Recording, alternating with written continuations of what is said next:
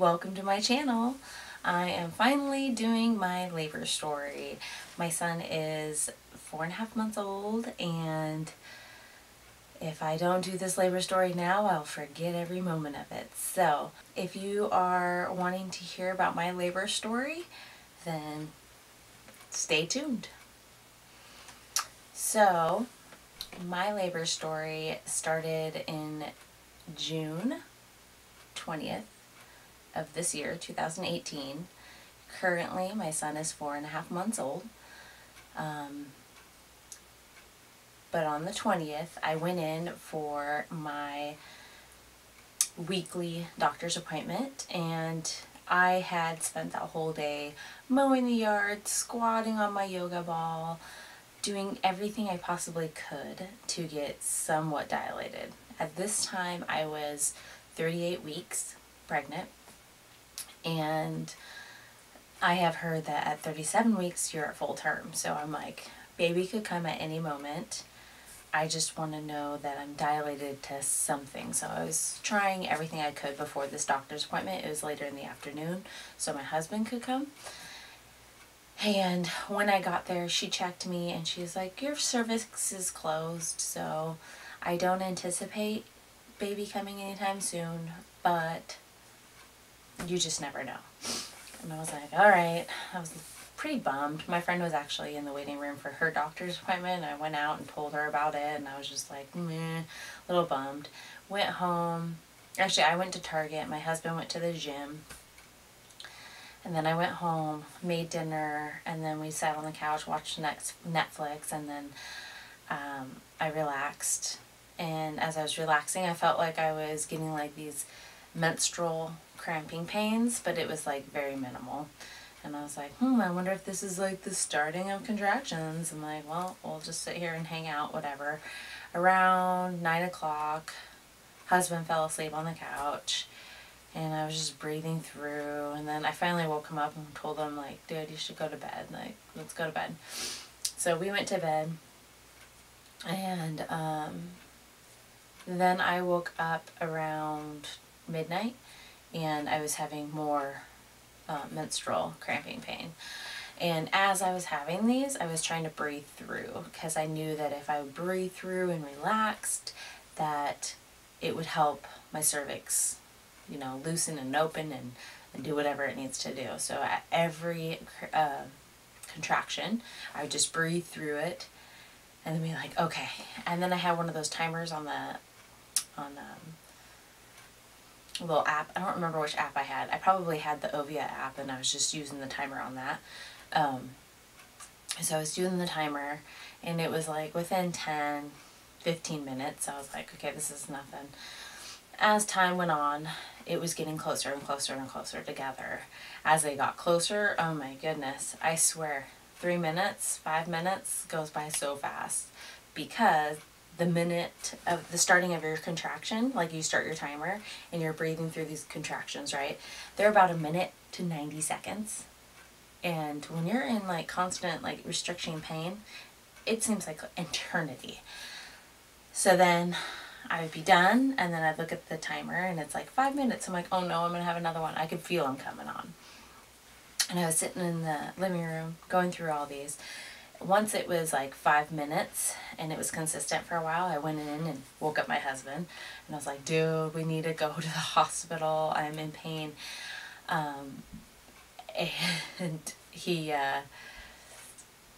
was like, no, we're fine. I'm like, no, we're not. I've been having contractions for a couple hours now. My contractions are within 5 minutes apart. It's time to go to the hospital just to see where we're at. And it's at 3 o'clock in the morning at this time. So he's like, well, let's just at least take our time. So I have a doula. I tried to contact my doula. She wasn't responding to me. I had him contact my doula. She finally responded to him. She didn't think that I should have to go to the hospital, but I was like, no, I'm going to the freaking hospital. I want to know where I'm at, because it's not like we're like super close to the hospital. We're about 30 minutes from the hospital from here. My dog's coming in here. Sorry, distraction. So we got in, went to the hospital, took our time, finally got into the triage. Went to the triage. I'm having contractions. I'm breathing through everything. And it's funny because when they're in the triage, they hear women go through contractions all the time. And I'm like, in pain. So finally get in. They check me. I'm only dilated to a 2. And I'm like, are you kidding me? This is painful. Like, I can't even imagine getting dilated to anything more. Like, this is okay.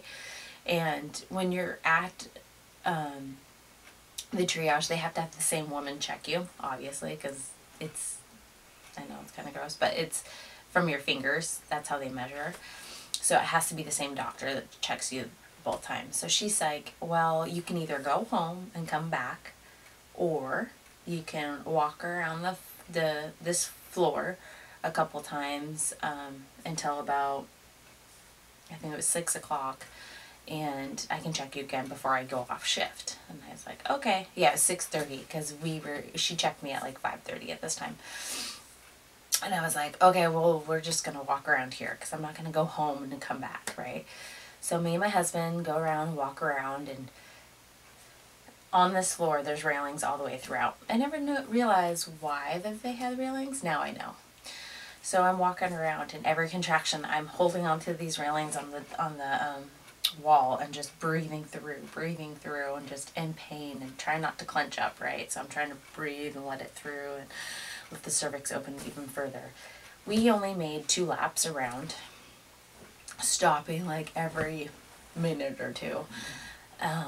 We finally get back to the triage, and she checks me. And I'm going through contractions at this time, just like, whoa, in pain. And she goes, well, congratulations, you're having a baby today. You're dilated to a 5. Are you ready for your epidural? And I'm like going through a contraction, and I'm like, yeah, I don't care. And I was just in shock that, like, what? We're having a baby? Like, already? Like, this happened so fast. My cervix was closed at my appointment at 5 o'clock p.m.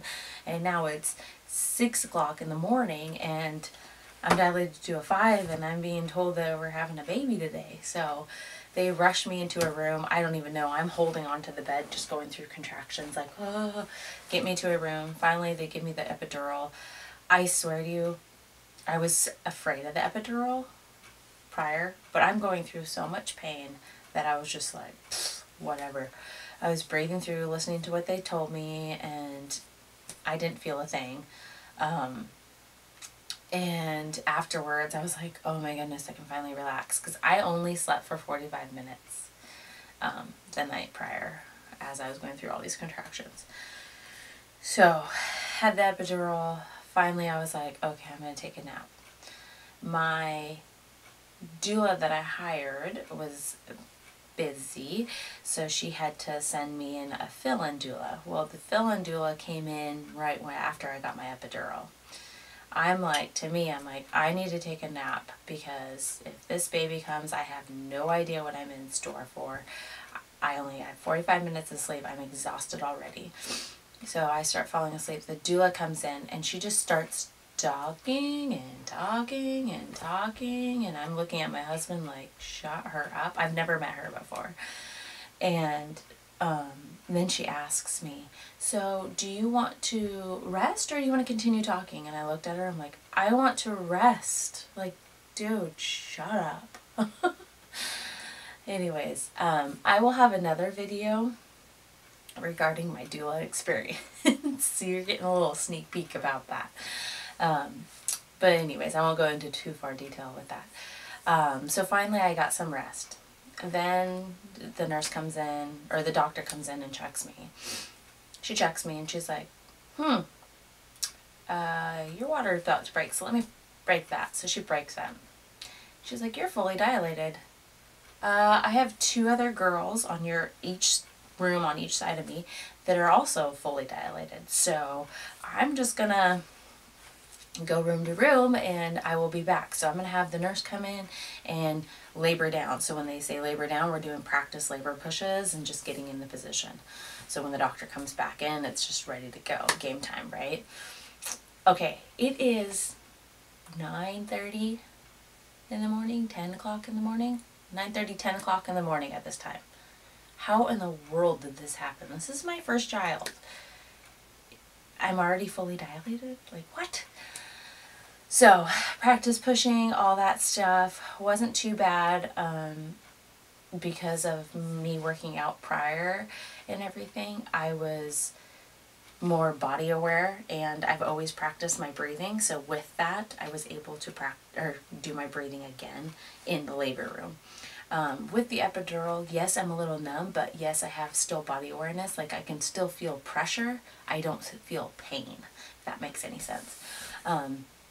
So I'm laboring down everything, and then the nurse comes in and she's like, okay, we're ready. This time it's 11:30 in the morning. So we do a couple pushes, and then I could feel these contractions, and as we were laboring down, every time I felt a contraction, we would just breathe through. I felt one, and I was like, okay, I'm ready. And so I start pushing and doing my thing that we were practicing, and then they were like, no, don't push. I was like, what? What am I supposed to do? The doctor has her back towards me, and she's putting on her gloves, getting her goggles on, her mask, all that kind of stuff. She turns around, and as she's turning around and pushing, she gets one glove on, the other glove is catching Maverick, and just like, whoa, her eyes lit up like, holy cow. So, yeah, he came out like no other. And then, sorry, my nose is a little red. And then she puts him on me, and I'm just like, oh my goodness, oh my goodness. He was a little guy. He was born at 11:59. I had told the nurses prior to that I think he's going to come before noon. Yep, he came before noon. 11:59, not 49, 11:59. He was 5 pounds, 3 ounces, 18 inches long. He's a little guy. Little guy. So all that was great is holding him. I had a birth plan and stuff, and I will also go over my birth plan that I had set up when I do my video about my doula, so also stay tuned for that. So I had him, and they did all their things, and they're like, okay, well, now we need to get the placenta.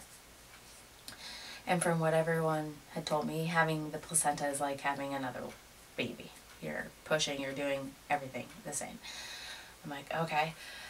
I'm like, all right. So they have the umbilical cord, they're pulling it or pushing. I don't really know. At this point, I'm just like so in like love with my baby in my arms, right? And in shock that this happened. So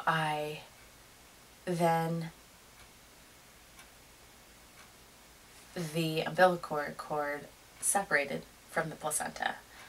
So it kind of snapped, and the doctor's like, that's weird. This doesn't happen. I'm like, oh no, what's going on?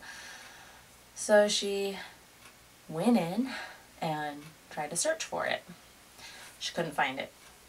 She's like, this can't be the placenta. And they noticed that Maverick was born really small, so they were like, okay, well, maybe the umbilical cord was already shriveling, which it was small, so it was starting to die off. So good thing he came, right? He was ready to come out. So then she dug a little deeper, a little further in digging. Still couldn't find it. She's like, we're going to have to go to the OR. And I'm like, oh no, we're not. I'm like, you're going to find it. I am not going to recover from a C-section and a vaginal. No.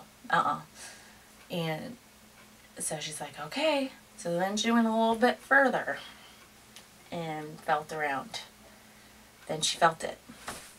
I guess my uterus was kind of like in a heart shape, and the placenta was stuck up in this corner.